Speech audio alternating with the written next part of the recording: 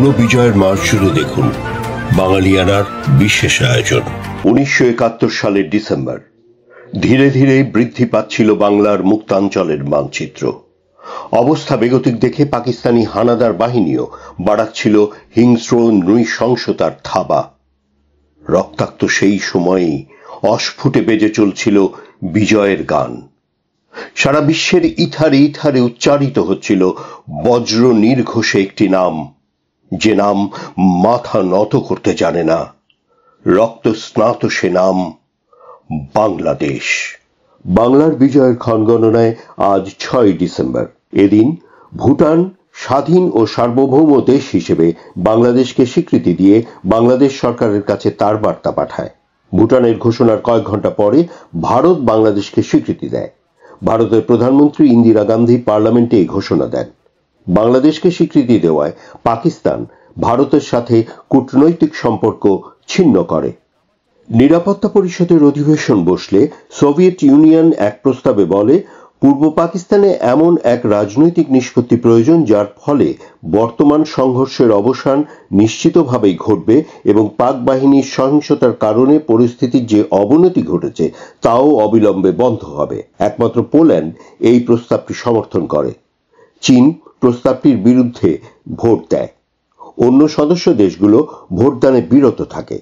জাতিসংঘ অধিবেশনে এদিন 8টি দেশের পক্ষ থেকে যে যুদ্ধবিরতি ও সৈন্য প্রত্যাহার প্রস্তাব নিরাপত্তা পরিষদে উত্থাপিত হয়, সোভিয়েত ইউনিয়ন দ্বিতীয়বারের মতো তাতে ভেটো দেয়। বিকেলে পাকিস্তানি নবম ডিভিশন যশোর সেনানিবাস ছেড়ে মাগুরার দিকে পালিয়ে যায়। পাক হানাদার বাহিনীর কবল থেকে মুক্ত হয় যশোর। এদিনে ছাতক শহর শত্রুমুক্ত হয়। মুক্তিযোদ্ধা ও মিত্রবাহিনীর ত্রিমুখী আক্রমণে পাকিস্তানি হানাদার বাহিনী সুনামগঞ্জের দক্ষিণে সড়ক ও হাওর পথে পালিয়ে যায়। মুক্ত হয় সুনামগঞ্জ। পাকিস্তান হানাদার বাহিনী ও তাদের দোসর রাজাকার আরবদর বাহিনীকে হটিয়ে ফেনী শত্রুমুক্ত হয়। এদিন সকাল থেকে ক্যাপ্টেন জাফর ইমামের নেতৃত্বে সশস্ত্র মুক্তিযোদ্ধারা দলে দলে ফেনী শহরে প্রবেশ করে জয় বাংলা স্লোগান দিতে থাকে। মিত্রবাহিনীর বিমানের বোমাবর্ষণে ঢাকা বিমানবন্দরের রানওয়ে সম্পূর্ণরূপে ধ্বংস হয়ে যায়।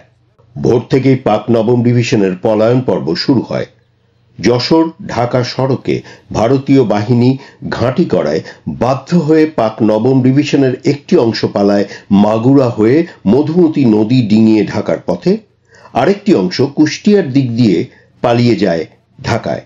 পালাবার পথে এই বাহিনীগুলো রাস্তার উপরের ব্রিজগুলো সম্পূর্ণরূপে ভেঙে দেওয়ার চেষ্টা করে।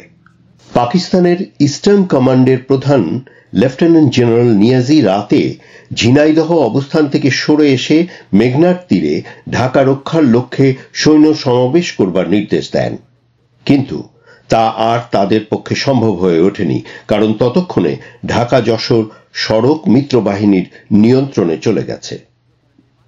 এদিকে পাকিস্তানের মুসলিম লীগ নেতা পূর্ব পাকিস্তানের প্রাক্তন মুখ্যমন্ত্রী নুরুল আমিনকে পাকিস্তানের প্রধানমন্ত্রী পদে নিয়োগ দেয় পাকিস্তানের প্রেসিডেন্ট ইয়াহিয়া খান।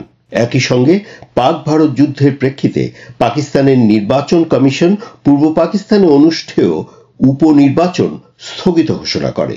এ নির্বাচন 7 ডিসেম্বর থেকে অনুষ্ঠিত হবার কথা ছিল।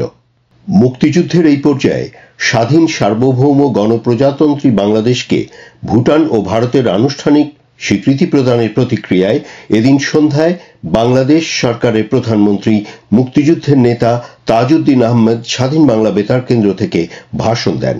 তিনি ভুটান ও ভারতের প্রতি বাংলার মুক্তিকামী মানুষের কৃতজ্ঞতা প্রকাশ করেন এবং অপরাপর দেশগুলোকে ভারত ও ভুটানকে অনুসরণ করে বাংলাদেশকে স্বীকৃতি প্রদানের আহ্বান জানান।